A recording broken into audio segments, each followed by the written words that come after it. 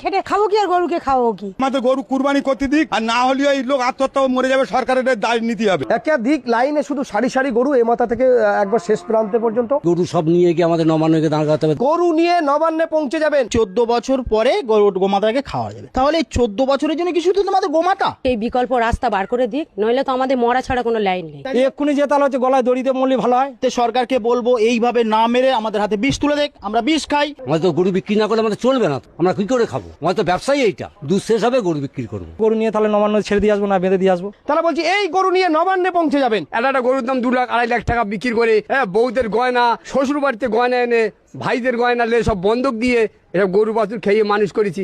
এইসব টাকা আমরা কি দেবো? ইন্টারনেটের টাকা লোয়ার এসে 5 লাখ টাকা, এসব টাকা আমরা কমতে দেবো? তাহলে তো আমাদের তো পালাবার ছাড়া রাস্তা নেই। আত্মহত্যা করতে হবে। আমার এখনই 15 লাখ টাকা দেনা আছে। আমাদের রাস্তায় বসে যেতে হবে, ছেলের আমার পড়াশোনা শেষ হয়ে যাবে, বন্ধ হয়ে যাবে। আমাদের মরণ ছাড়া রাস্তা নেই, গরুগুলো কি করবো আমরা? আমাদের কোনো বিকল্প নেই। ছেলের আমার কান্নার অবস্থা, মা আমার পড়াশোনা বন্ধ গেলে আমি কি করব?